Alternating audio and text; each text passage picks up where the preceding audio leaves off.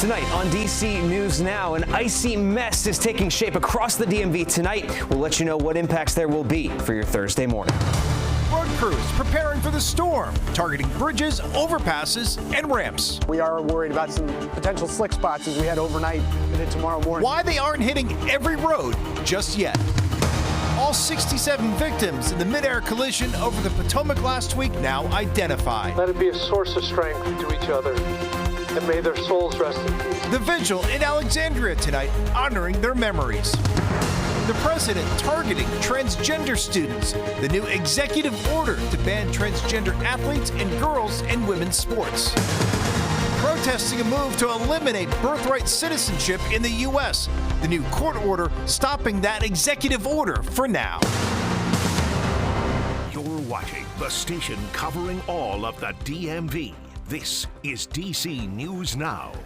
Hi, everyone. Thank you for joining us tonight for DC News Now at 9 o'clock. I'm Chris Flanagan. Susan Tran has a night off. We are in a DMV first warn day tonight. A live look right now at I-70. This is near Hagerstown this evening. Nothing coming down yet, but some sleet and icy conditions certainly on the way. We have team coverage on the winter storm moving into the region. Ben Dennis live in Northwest DC tonight. But first, we go to meteorologist Damon Matson in for Janessa tonight. And Damon, that nasty weather is certainly coming in and can make for a nasty morning commute. That's what we're expecting, Chris. Unfortunately, here, this ice storm is knocking on our door, and we're just starting to see the leading edge of it in parts of the DMV. Now, the bulk of this icy precipitation is still back toward parts of West Virginia, Ohio. Yes, there's green popping up here, but that's because temperatures just west of us are still warmer in the 40s. But here in the DMV, we have 30s, so any of this is likely to switch over to just plain ice at that point. And as a matter of fact, looking at the closer view of the radar here, we have that pink popping up along the I-81 corridor through Woodstock, Winchester, and all the way up into Hagerstown. It's still fairly scattered at this point, but we are starting to get that first wave of sleet and freezing rain. Still dry in the district, but that is about to change in the coming hours. So as we progress through the night, we are expecting those conditions to deteriorate, especially after midnight. And as we head into the start of your early Thursday morning commute, that's when we will be dealing with the bulk of the freezing rain and the worst conditions. So plan accordingly if you do have to be out tomorrow morning. But look at that. It's going to clear pretty quickly after that. So we'll time out exactly when the steadiest of this freezing rain and sleet will be moving through, and who sees the worst impacts. That's all coming up here in just a bit. All right, Damon, well, several schools and government offices already giving notice about delays and cancellations for tomorrow. You can find a full list of those changes on our website, dcnewsnow.com. Under the purple tabs, there's an alerts drop down. Just click on closings and delays. Well, the freezing rain and sleet ahead is prompting road crews to prepare as ice could settle in overnight. All day, DC News Now has been documenting how crews across the DMV are getting ready keep all those drivers safe. Our Ben Dennis joining us live tonight in D.C., where one stretch of road there is really a sheet of ice during our last month's storm. So, Ben, how are conditions right now? Hey there, Chris. Well, crews, they've already been deployed all across the DMV. Yeah, Peace Street, just east of Logan Circle, 1 month ago was an absolute mess. It was snow packed down. It turned into ice. Who knows? Time will tell if they decide to hit this road for pre-treatment.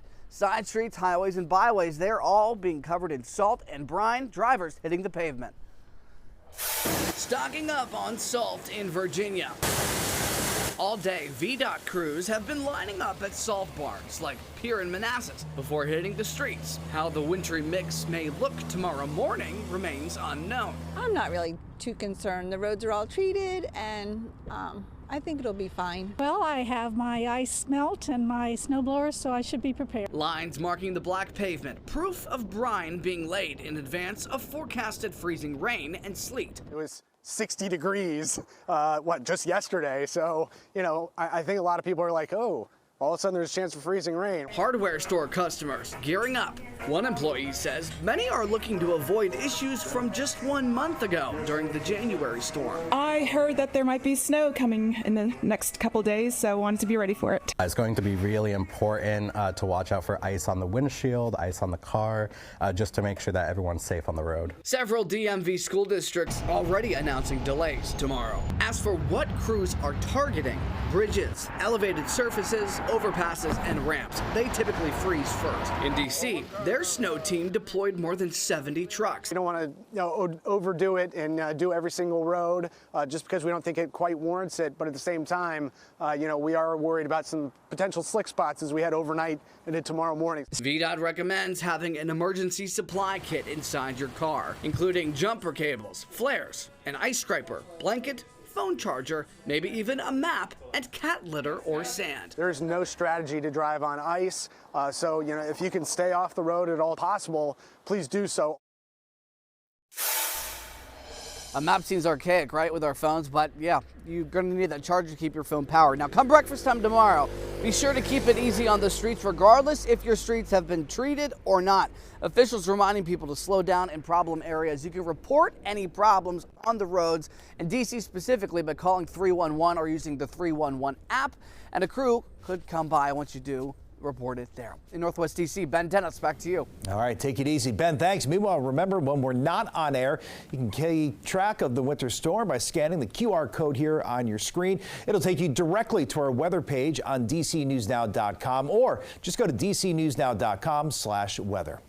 Well, tonight in Alexandria, a waterfront vigil for the victims of last week's mid-air collision between an American Airlines plane and a military helicopter. It has now been 1 week since that tragedy, and officials confirm all 67 victims have been recovered and identified. DC News Now's Max Marcilla shows us what the service was about. This vigil brought out politicians and community members who were holding candles and saying prayers side by side, all the while planes from nearby DCA were flying overhead. It's a reminder of just how close to home this tragedy hit and how everyone is grieving right now, whether or not you knew any of the 67 victims. The loss of these 67 souls is heavy. Lighting up the Alexandria waterfront by candlelight, dozens of people honoring the memories of those we lost a week ago. Let it be a source of strength to each other, and may their souls rest in peace. Congressman Don Beyer leading the vigil, others including Alexandria Mayor Aaliyah Gaskins remembering those who died and praising the work of the first responders. Everyone around the world has now gotten to see what we in our community get to see every day, which is their bravery, their strength, their resilience, and their professionalism. Those first responders leading everyone in prayer as they used the time to reflect. Lord, may we find solace from our fond memories of those we lost. And when we get to come together and see we're all hurting, but we're all trying to heal together, that means a lot. Richard Zhang spent the evening thinking about one family in particular, the Zhou family. Eddie, just 16, and his parents died in the crash. Zhang says his children were friends with Eddie. He was very active and talkative, and always tried to be the leader in the group. He was a star skater and, by Zhang's account, a star kid too. We've seen memorials across our area, and now we're seeing how closely people are holding on to the light of those we lost. I feel very sad because the life is pressures at short. And as the community continues mourning the investigation and the cleanup on the Potomac is still going on, crews say they expect to pull out the last pieces of the American Airlines plane on Thursday before shifting their focus to the Black Hawk helicopter. Reporting in Alexandria, Max Marcilla, DC News Now. Yeah, so many heavy hearts there, Max. Thanks. Meanwhile, all new tonight, a Japan Airlines plane taxiing at the Seattle-Tacoma International Airport clipped and tailed a parked Delta plane. You can see it here. It happened this morning. Nobody was injured, but one passenger on the Delta plane said the aircraft jiggled a bit when it was hit, but everyone did remain calm. The FAA will investigate. We have new details tonight. A D.C. man is arrested for a deadly shooting inside of an apartment in Navy Yard. D'Angelo Golds is charged charged with murder of Daryl Smith. Now, the shooting happened yesterday afternoon in a building on 1st and L Streets Southeast. Police say Smith died after being shot multiple times. In national news, President Trump has signed an executive order banning people assigned as male at birth from participating in women's and girls' sports. The move marks another change in the Trump administration way the federal government deals with people who are transgender and their rights. Wednesday's order also coincides with National Girls and Women in Sports Day. And tonight, Maryland's Attorney General reaffirming the state's commitment to protecting access to gender-affirming care for transgender kids. It comes in the wake of a recent Trump administration executive order which threatens federal support for treatments like puberty blockers, hormones, and surgeries for young people.